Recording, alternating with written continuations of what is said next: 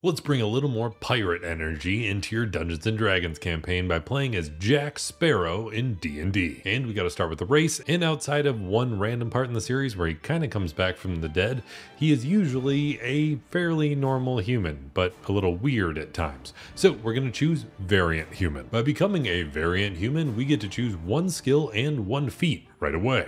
So we're going to choose the skill Deception because you're definitely less than forthright most of the time.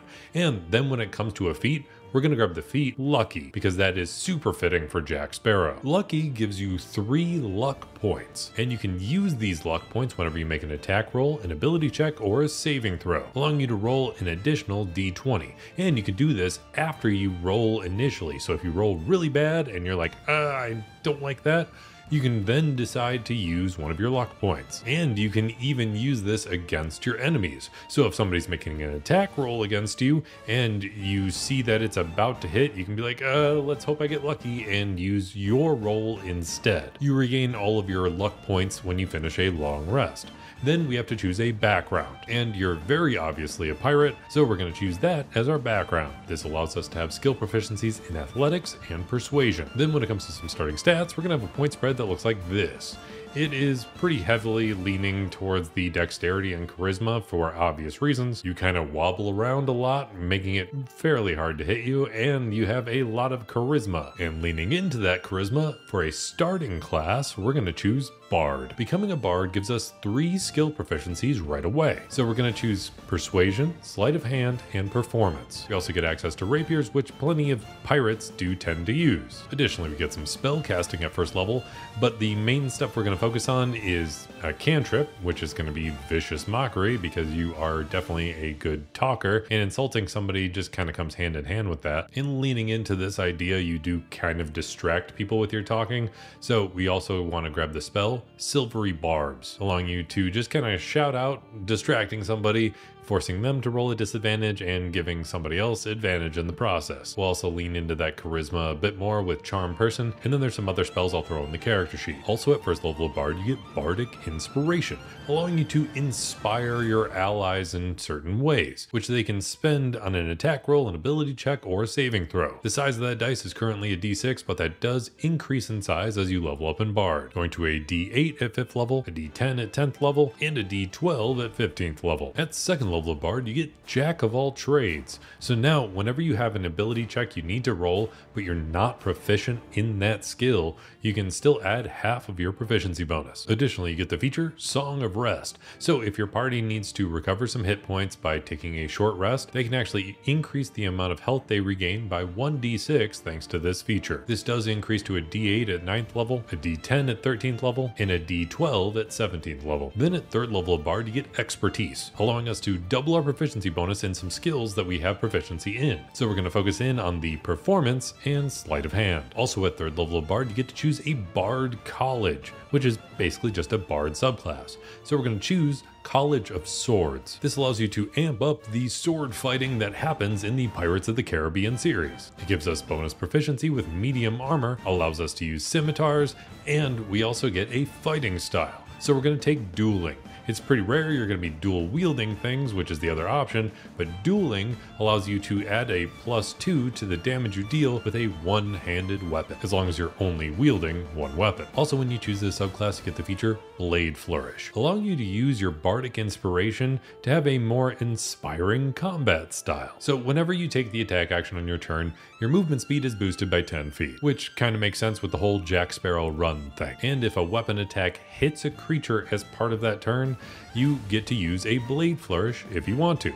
You spend a superiority dice, and you can spend it on either Defensive Flourish, allowing you to boost your armor class while at the same time boosting your damage, adding whatever you rolled on your Bardic Inspiration to both numbers. You can also use Slashing Flourish, dealing extra damage to a nearby enemy as well as the enemy that you actually attacked, as long as both of them are within 5 feet of you. Or finally, you can use Mobile Flourish, allowing you to push a target 5 feet away, run up to them and still do extra damage. Also at 3rd level of Bard, you get access to 2nd level spells. And there's only 2 I really want to focus on here. One is to emphasize the whole Jack Sparrow walk, run thing. It's kind of iconic. So we're going to take the spell, Kinetic Jaunt. When you cast this spell, it boosts your walking speed by 10 feet. You no longer provoke opportunity attacks, and you can move through the space of another creature without it being difficult terrain. You just can't end your turn there, otherwise you take some damage. The other spell I would probably grab is Hold Person, just because it's good to have as a melee character. Then at 4th level of Bard, you get an ability score improvement.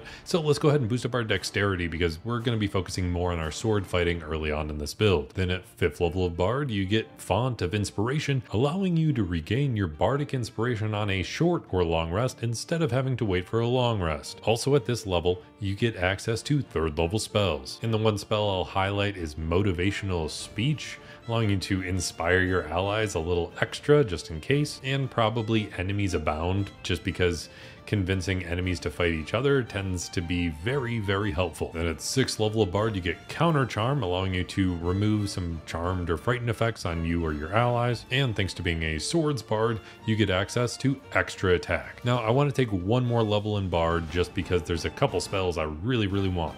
One is Confusion, because you do happen to confuse the heck out of people around you. And just to highlight the weird running Jack Sparrow does, we'll also grab Freedom of Movement. Now it's time to really dive into a multi-class because we're doing plenty of sword fighting and we're obviously a pirate and probably pretty good at most thieving stuff, so we're going to multi-class into Rogue. This gives us 1 additional skill proficiency, so we're just going to grab Insight because we have a lot of social skills and Insight can be really helpful to understand what other people want. We also get Expertise at 2 more skills, so we'll boost up our Persuasion and Deception. We get the ability Thieves' Cant, which is a special way of talking that only other rogues can usually understand. It seems like normal talking, but it's also kind of got some hidden meanings behind it.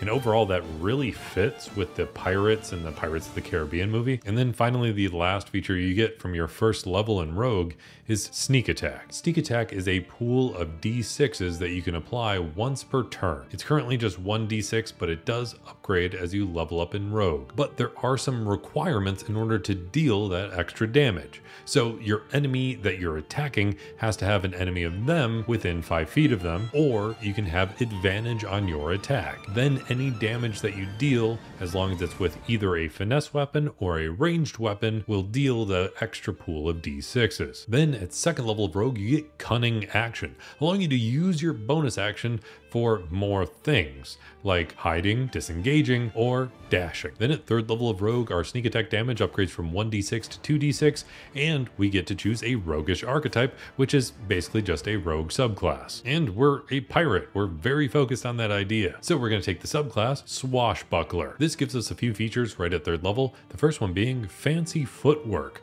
So if you make an attack against any creature, whether you hit or miss, you can still just run away without having to use the disengage action, and they're not able to make any sort of opportunity attack against you in the process. The other feature you get is Rakish Audacity. So you get a bonus to your initiative rolls equal to your charisma modifier. So with your very high charisma, you are much more likely to go first in battle, and in a one-on-one fight, you are no longer required to have an enemy of your enemy within 5 feet of them, or have advantage in order to be able to use your sneak attack damage. You still have to use a finesse or ranged weapon, and you can only have one enemy within 5 feet of you, and you still can't have disadvantage on the attack, but it is still a much more reliable way to use your sneak attack damage. Then at 4th level of Rogue, you get access to an ability score improvement, so we're going to go ahead and max out that dexterity. Then at 5th level of Rogue, your sneak attack damage upgrades from 2d6 to 3d6, and you get the feature Uncanny Dodge. So if you get hit by an attack, you can use your reaction to just cut that damage in half. Then at 6th level of Rogue, you get expertise in 2 more skills, and basically all we have left is boosting up your insight and your access to thieves tools. So you basically have expertise in pretty much all of your skills at this point. Then at 7th level of Rogue, your sneak attack damage upgrades from 3d6 to 4d6, and you get access to evasion. So if you have to make a dexterity saving throw to avoid taking some damage, you automatically take half damage. And if you succeed on the saving throw, you take 0 damage. Then at 8th level of Rogue, you get access to another ability score improvement, so let's go ahead and boost up our charisma by 2 points. And at 9th level of Rogue, you get another feature from being a swashbuckler called Panache. Or maybe it's more pronounced Panache. I'm not great with accents. So as an action, you can make a persuasion check contested by a creature's insight check. If you wind up winning in that battle of ability checks and that target is hostile towards you, that target will then have disadvantage on attacking anybody other than you, and they can't even make opportunity attacks against anybody other than you. And even if that creature isn't hostile toward you, they then become charmed by you for 1 minute. But that effect immediately drops if any of your allies decide to attack them or anything like that, because then they're like, hey, you're not so charming anymore. Also at 9th level, your sneak attack damage upgrades to 5d6. Then at 10th level of Rogue, you get another ability score improvement. So let's go ahead and max out that charisma. Then at 11th level of Rogue, your sneak attack damage upgrades to 6d6, and you get the feature Reliable Talent. So any ability check that you have proficiency in, which is a decent amount of abilities, you wind up being able to not roll less than a 10 on the dice. You can still roll the check,